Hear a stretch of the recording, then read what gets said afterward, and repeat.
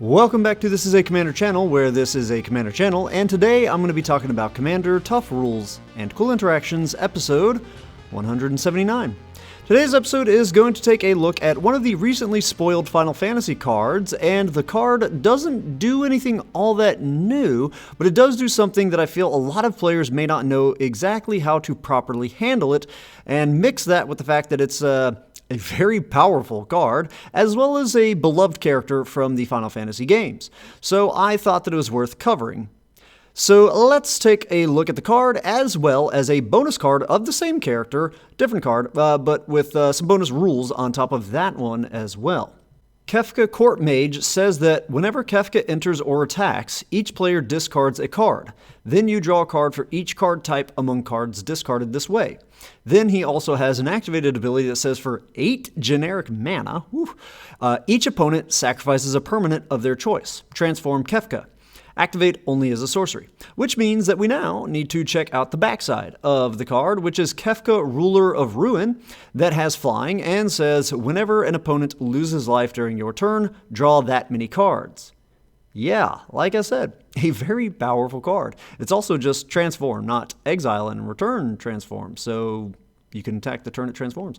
So the main ability that I want to focus on for today is that triggered ability on the front face of the card that says, whenever Kefka enters or attacks, each player discards a card. Then you draw a card for each card type among cards discarded this way.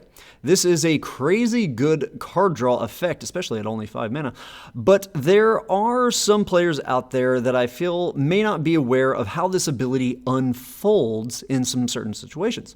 Clearly, with this ability, the goal is to draw as many cards as possible, which means that you will probably want to discard some cards that are multiple card types. Something like Bident of Thassa that is both an artifact and an enchantment, meaning that no matter what your opponents end up discarding, you'll at least be drawing 2 cards for those 2 different types. Where it really shines is when you probably have your 3 opponents discarding things that you and your other opponents didn't end up discarding. So is there a way to trick your opponents into discarding certain things? Can you wait and see what they discard so that you can end up discarding a different card type? Or can you change your mind after seeing what they end up discarding? I'd hope that most players would know that you can't change what you would discard based on what they reveal and discard. But to answer all of these questions, we will check the comprehensive rules and head to section 101.4 that says, if multiple players would make choices and or take actions at the same time, the active player makes any choices required, then the next player in turn order makes any choices required, followed by the remaining non-active players in turn order. Then the actions happen simultaneously. You're probably familiar with the term AppNap. Some of you may not be. AppNap is active player, non-active player, and this is something that is often used for, we probably encounter it most often in a game, when multiple triggered abilities all trigger at the exact same time for multiple different players. Well, that's the same thing that we'll be using here as AppNap, but it only applies to the choices made, not to the act of discarding. A card like Tivit, Seller of Secrets, that says, starting with you, each player votes for evidence or bribery, in which case it spells it out that the vote starts with you. However, in Tivit's case, once you announce what your 2 votes are, the next player can use that information to influence their own vote and all the other voters after them.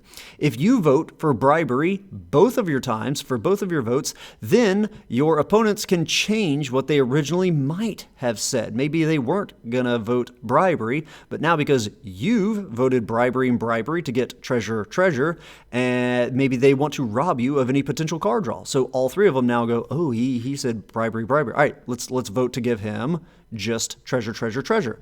And that way you don't end up getting any clues. This is sort of how Kefka will work, but not entirely. Every player chooses what they want to discard in that AppNap order. But this means that they can talk amongst themselves and try to coordinate their discards. And they can try to not let you hear them. Heck, they could even straight up just show each other the card in their hand that they intend to discard, or they could flash their whole hand if they really are that desperate to work together, but they could show the card that they plan to discard and then maybe be like, oh, no, don't do that. I'm going to be discarding that. And they can be doing this all while, holding their hand around the card or holding it at an angle that you can't see what the cards are. Now, you can try to pick up on some context details that they are saying or doing and use that to try to give you an idea of what you should choose to discard.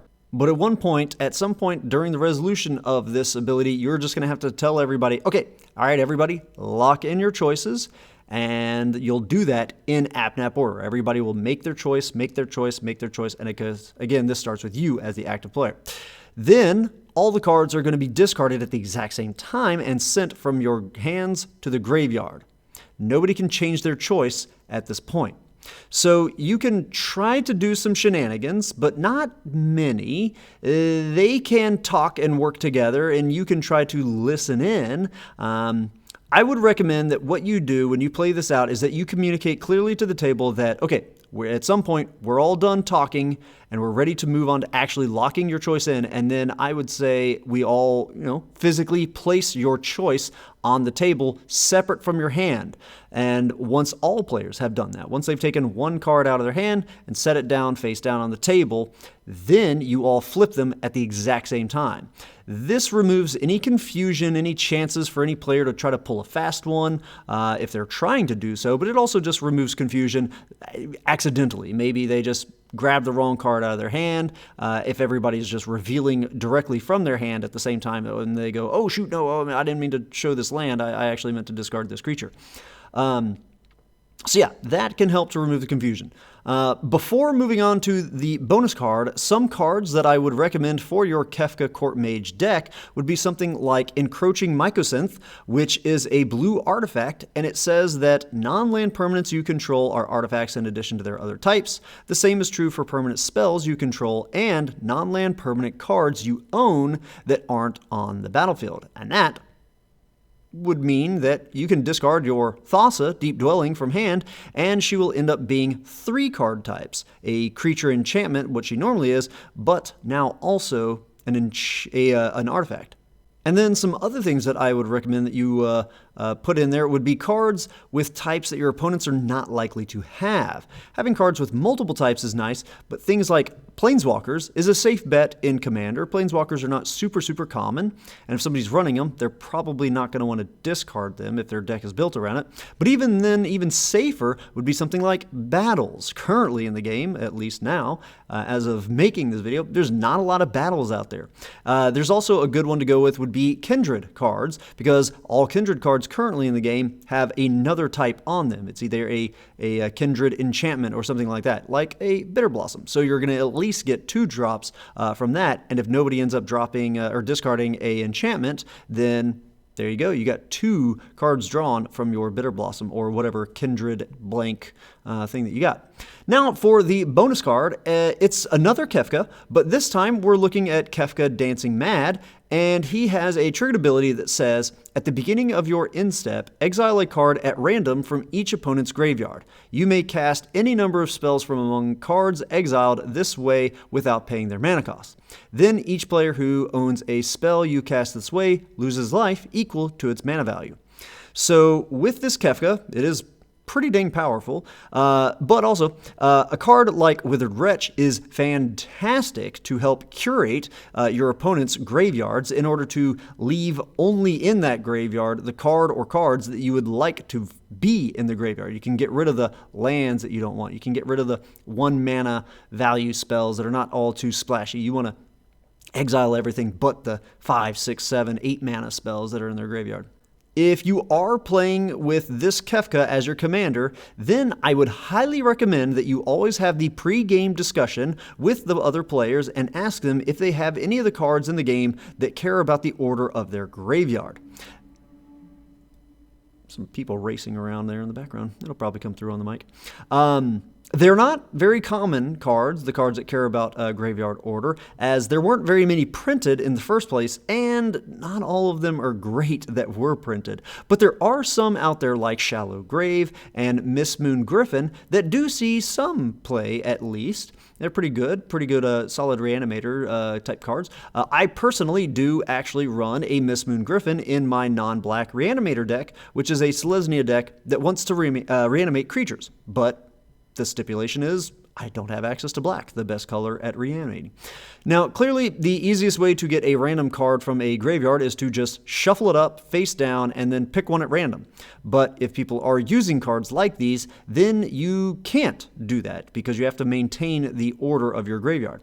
So you might have to resort to assigning a number to each card and then rolling a die. But if they have a large graveyard, well, yeah, you could just use a d20, but still, that would get a little annoying every single one of your insteps to have to go through and assign, okay, this one's a 1, this one's a 2, this one's a 3, because if their graveyard is changing, then you're going to have to reassign these numbers every single time. And if they have a graveyard with more than 20 cards, which if they have a Graveyard Matters card in their deck, they're likely a Graveyard Matters deck, and they're probably doing a lot of self-mill, so they're likely to have 20 or more cards. So then it gets kind of annoying because not everybody has a die that goes above 20. I do. I've got the 30-year anniversary one that's a D30. Yeah, that can just get into adding some more problems. So just try to have that pre-game conversation with players and let them know, hey, does anybody have these kind of cards that care about the order? And also, are you going to traumatize yourself and mill half your deck,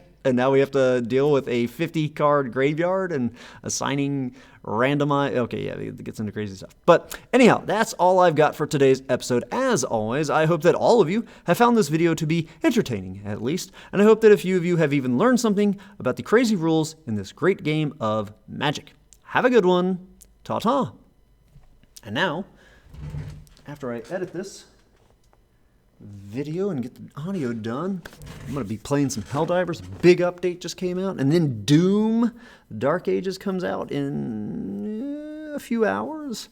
I'm going to be addicted to my computer for the next few days. So hope you guys maybe are enjoying some Helldivers and Doom as well, because those games are a lot of fun. Okay, for those of you sticking around, thank you for sticking around this long. Always helps the algorithm and all that stuff, and have a good one. Ta-ta.